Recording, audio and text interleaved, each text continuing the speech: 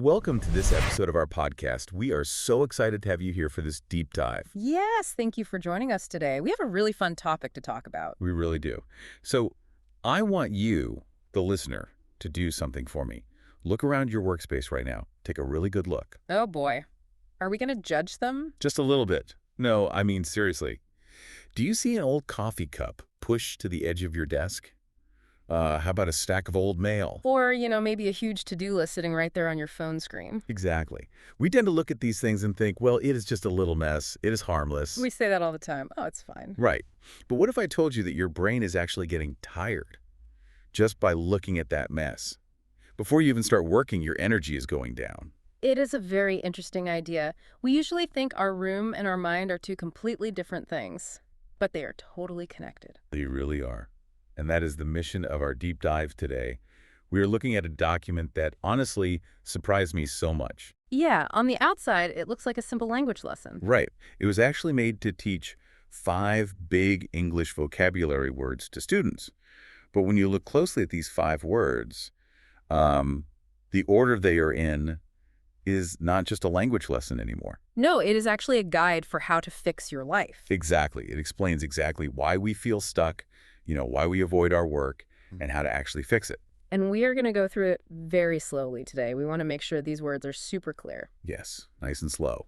So let's start with the first word from the document. The word is clutter. Clutter, that is C-L-U-T-T-E-R. Right. The document gives a very clear definition for clutter. It says it is a collection of things lying about in an untidy mass. An untidy mass. That means a big, messy pile. Yeah, a big, messy pile. And I want to talk about that phrase for a second. Because when my desk is messy, I don't see one pen, one paper, and one cup. You don't. No, I just see a giant blob of stress. I just see a mess. That is exactly what happens in your brain. Those things are not useful tools anymore. They're just distractions. So my brain is actually working hard just to ignore the coffee cup. Yes. Your brain has to use its power deciding to ignore the clutter. It happens every single second. Oh, wow. Okay, let's use a simple example to explain this. Yeah. Think about your computer. Okay, I'm thinking about it. Have you ever had, 50 different internet windows open at the same time? Oh, all the time. My computer gets so hot and noisy. Yeah. The computer fan starts making a loud noise. You are only looking at one window, but the computer is using all its memory on the 49 windows you are not looking at. Ah, I see. So physical clutter is like all those open windows in the background of your brain. Exactly. Every single piece of trash on your desk is an open window slowing down your brain. That makes perfect sense. So before you even type one word for your job, you are already tired. Yes. But let me ask you a question. Because some people always say, oh, I have a messy desk, but I know where everything is. Right, the messy genius. Yeah. They say the mess makes them feel creative. Is clutter really that bad? Or do some people just like it? Well, the document is very clear about this. It says you simply must clean the space first. It is a rule. A hard rule. Yes. People who say they work well in a mess are actually just working hard despite the mess. Imagine how much better they would be if their brain wasn't wasting energy on the clutter. Wow, okay. So step 1 is throwing away the coffee cups. You clean the desk. You close the internet windows. The desk is perfect. Perfect, clean, and empty. So you sit down to work, and then you just sit there. You don't do anything. Nothing at all, because the invisible block is still there. Right. I think we have all felt this. The road is completely clear, but the car will not drive. Why? Because cleaning the physical desk only fixes the physical problem. Now we have to look inside our minds. And this is where the document gives us our second and third words. They are linked together. Yes. The second word is procrastinate. P-R-O-C-R-A-S-T-I-N-A-T-E. Procrastinate. The definition is delaying or postponing action. It means putting things off until later. Right. And the document gives a very funny, simple example. It says, procrastinate is when you know you should study, but you look at your phone instead. Oh, they're talking directly to us with that one. I am absolutely guilty of this. I will look at funny videos of dogs for an hour instead of opening one work email. We all do it.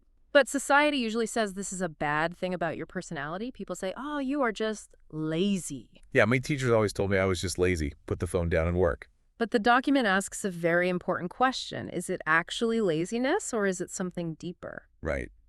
And that brings us to the third word, which is overwhelmed. Overwhelmed.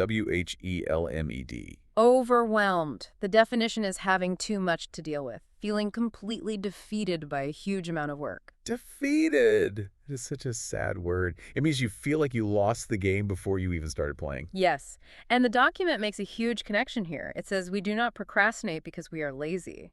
We procrastinate because we feel overwhelmed. Wait, really? So it is not laziness at all? Exactly. When you look at a massive list of jobs, like doing your taxes or writing a huge paper, your brain gets scared. Scared? Yes, the fear center in your brain looks at the big task and says, that is too hard. We are going to fail. It feels like danger. So feeling defeated happens instantly. It is a way to protect ourselves. Yes, when your brain feels scared, it wants to run away. So procrastinate is just running away. You do nothing. And what does the brain want when it is stressed? It wants something easy and happy to make the fear go away. Like looking at pictures of dogs on your phone. Right. So we grab the phone, we watch a video, or maybe we just clean our perfectly clean desk one more time. Yes. Procrastinate is not a problem with managing your time. It is a problem with managing your bad feelings. That changes everything. If you are listening right now and you feel guilty because you watch TV for an hour instead of working, listen carefully. Yes, listen to this. You are not lazy. Your brain is just frozen because the task is too big. The laziness is just a symptom. Being overwhelmed is the real sickness. That is perfectly said. And once we understand that, the question changes. How does it change? We stop asking, how do I stop being lazy? Instead, we ask, how do I make the task feel smaller so my brain is not scared? Which leads us to the fix. Yeah. How do we stop the fear? The document gives us our fourth word for the solution. Yes. Word number 4 is prioritize. Priortize. Prioritize. The definition is deciding what must be done first and treating it as more important than everything else. It means putting your jobs in order. Let's talk about how people usually do this wrong. Because I have a very bad habit. I call it fake working. Fake working. Tell me about that. So imagine I have 10 things to do today. One job is a huge, scary report.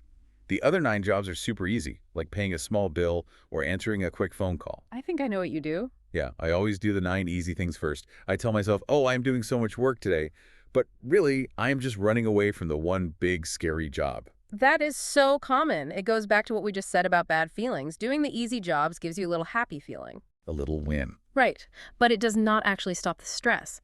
The big, scary report is still sitting there all day. Your brain is still scared. So doing the easy things first is like painting a house when the house is on fire.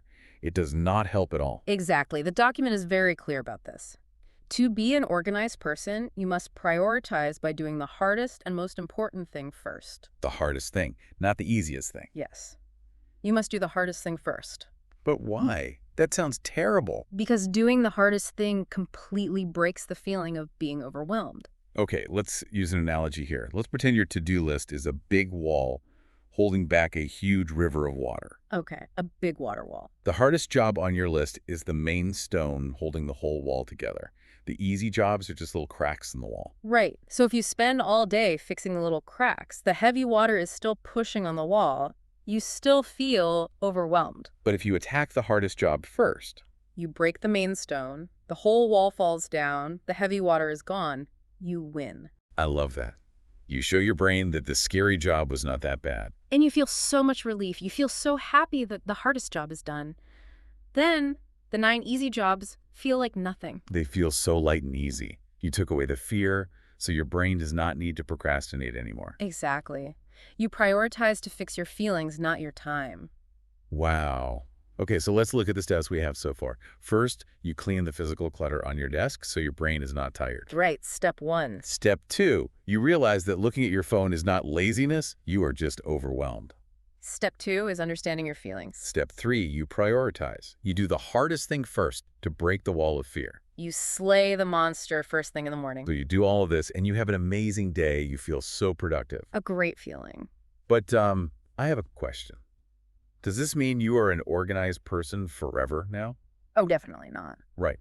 Because I know how I act. Yeah. I think everyone has felt the 3 a.m. motivation. Oh, yes. Tell them about the 3 a.m. motivation. You wake up in the middle of the night and you suddenly want to fix your whole life. You clean your room, you buy new boxes for your papers, you write a perfect schedule, and you feel great. You feel like a brand new person. But then Tuesday afternoon comes. The old coffee cups are back on the desk. You are looking at dog videos again. The whole perfect system is broken. Why is it so hard to keep things nice? That is the most important part of the whole document. And it brings us to our fifth and final word, consistent. Consistent. C-O-N-S-I-S-T-E-N-T. The document defines consistent as acting or behaving in the same way regularly, rather than just doing it as a one-time event. Not a one-time event. That is huge. Yes. The document gives a big warning. Organization is not something you do once. So the middle of the night burst of energy is a trap, because that energy is just a feeling, and feelings always go away. Exactly. When you buy new boxes at 3 in the morning, your brain is excited. It feels new and fun. It is very fun. But putting the pen back in the cup every single day, waking up and doing the hardest task first every single morning, that is not fun. That is boring. It is so boring. Yes. But that is what consistent means. When you want to stop being messy, you are fighting against old habits in your brain. Oh, because my brain is so used to being messy. Right. Every time you delayed your work in the past, your brain made that bad habit stronger. To change it, you can't just clean your room one time. You can't just wash your brain once and expect it to stay clean forever. Like, you don't just brush your teeth one time a month. Yeah, exactly. You have to brush them every day. You have to build new habits by being consistent. You choose to do the boring thing every single day, even when you are tired. Wow.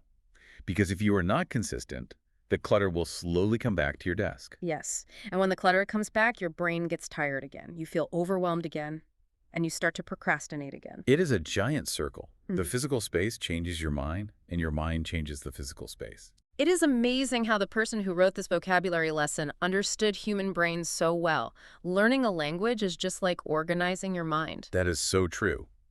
You cannot just study English words for 5 hours one night and speak perfectly the next day. No, you have to practice a little bit every day. You have to be consistent. It really is incredible what you can learn when you look closely at things. We started with a simple list of 5 words, and we learned how to fix our lives. It was quite a journey today. It really was. But before we finish this deep dive, we need to make sure you remember these words. Yes. The document says we need to repeat things so we don't forget them. So, we're going to do a dedicated vocabulary recap right now. We are going to slowly say all 5 words and their short definitions one more time. Please listen closely. Word number 1, clutter. Clutter. A collection of things lying about in an untidy mass, the physical mess on your desk. Very good. Word number 2, procrastinate. Procrastinate. Delaying or postponing action. Looking at your phone instead of working. Word number 3, Overwhelmed. Overwhelmed. Having too much to deal with and feeling defeated. Feeling scared because the task is too big. word number 4, prioritize. Prioritize. Deciding what must be done first. Doing the hardest and most important task before anything else. And finally, word number 5, consistent. Consistent. Acting in the same way regularly. Doing the hard work every single day, not just one time. Excellent recap. Those are the 5 words. But as we leave you today, I want to give you one final thought to think about. Something for you to chew on. Oh, I love a good final thought. We talked a lot about how your physical mess shows how you feel inside. So look closely at the specific clutter on your desk right now. Look at the exact items. Yes. Don't just see a big messy blob. Look at the specific things. Are there papers from an old project you gave up on? Are there bills you are scared to pay? Are there books you bought but are afraid to read? That is a very hard question to ask yourself. It is. Because those things are not just trash. They are physical signs of things you are running away from. Wow. They are a map of your fears. Exactly. What is that specific mess trying to tell you? If you procrastinate because you feel overwhelmed, what is that piece of paper making you so scared of? Finding the answer to that might fix your desk and your mind at the same time. It really might. So, your mission today, find your biggest piece of clutter. Find the hardest job connected to it and prioritize it. Slay that monster first. And then see how easy the rest of your day becomes. Thank you so much for exploring these words with us on this deep dive. Be consistent, and we will catch you next time.